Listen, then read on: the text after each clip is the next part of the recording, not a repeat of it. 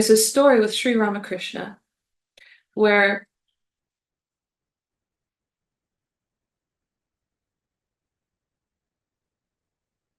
a monk, this was a time where people were coming to meet this, incredible being that was having all these incredible high spiritual experiences, and everybody wanted to stop by this temple of Kali Ma, and they wanted to meet this, incredible monk or this sage or whoever this person was.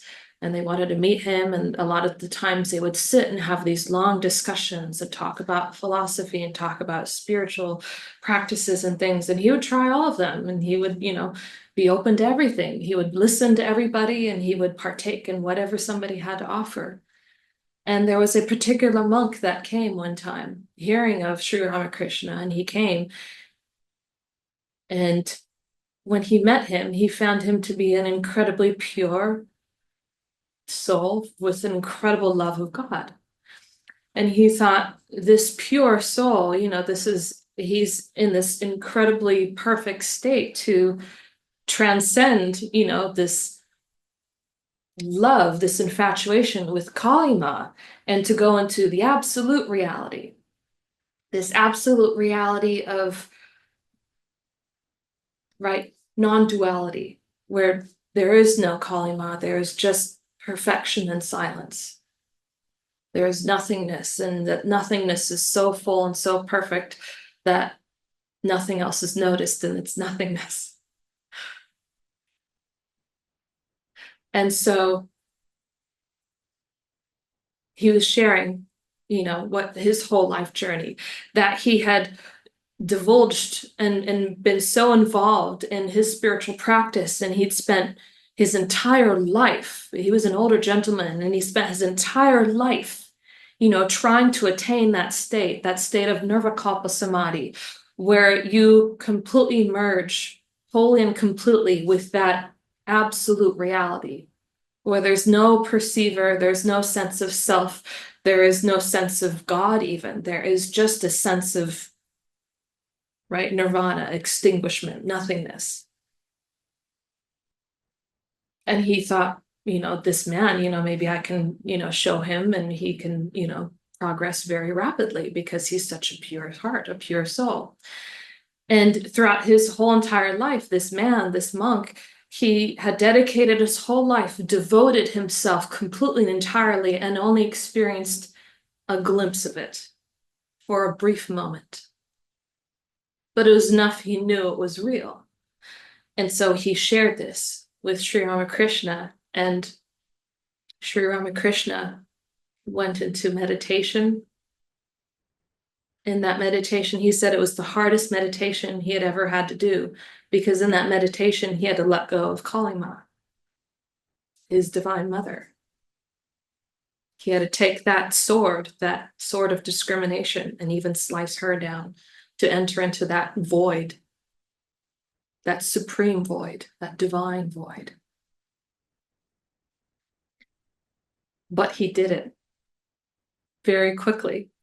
And it was so quick that it actually devastated the monk because he had spent his whole life and he only had a minor glimpse of this. And this man sitting in front of him went into meditation just that one time, and he entered into nirvikalpa samadhi. And he was kind of like, it seemed like he was almost ready to throw in the towel. And he became very ill. And he decided, after he became very ill, that, he was ready to release this physical body. He didn't want to live in this world. He didn't want to live in this limited experience anymore. He just wanted to shed his body and unite with that supreme reality.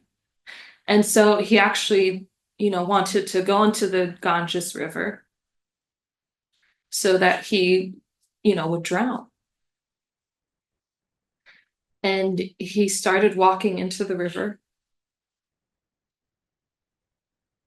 And it was a very deep part of the Ganges River.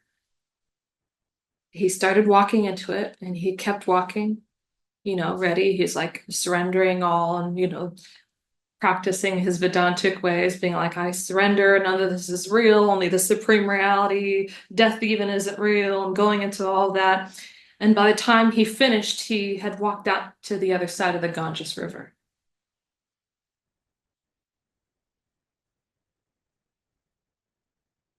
And he looked back and realized he had traveled all the way from one side to the other.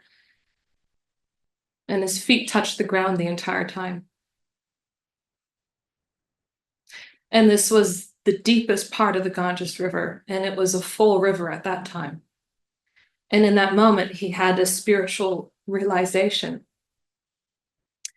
that that Kalima, that Shakti, that divine presence, that movement of life was every much a part of God as that supreme nothingness.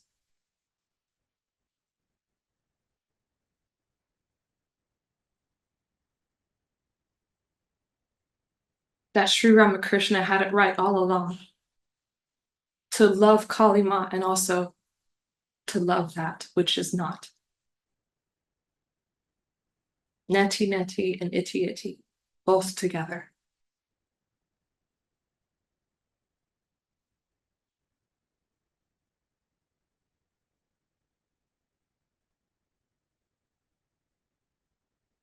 And he fell down and wept and was so full of this incredible love and full of this new vitality and vigor, and his body healed, and he was ready to start his journey with a new perception.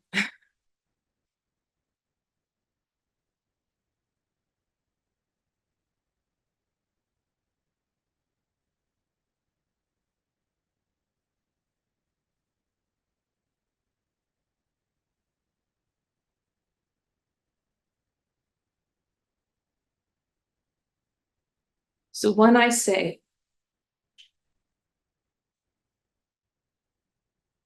perception is all there is,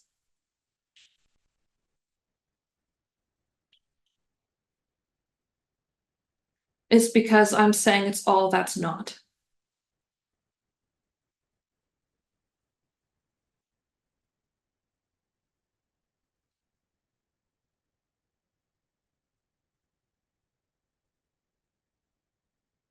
Every moment we have in this life is a spiritual experience.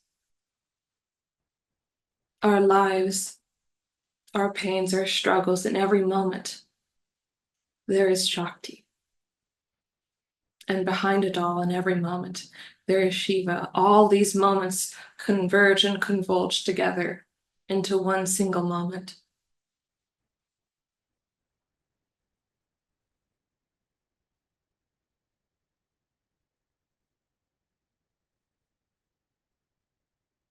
And in that moment, it's not about putting a quality from our own perception onto the experience to have a spiritual experience, but rather letting go of our perception that opens us to a spiritual experience, like walking across the Ganges River and realizing the presence of God here and now, with us, as us.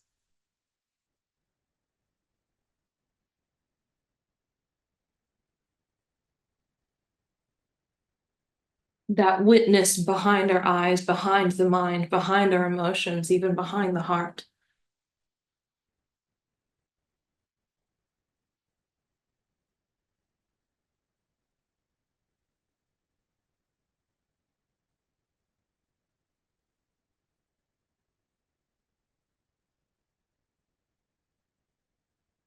But we cling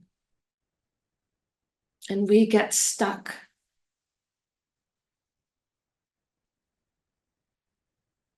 We get so attached to ourselves and what we think is right.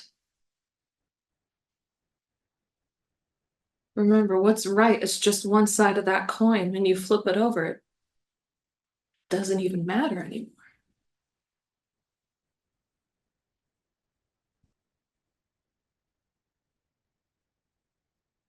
To think we know everything about a particular person is limiting that multidimensional sphere into a plain old circle again.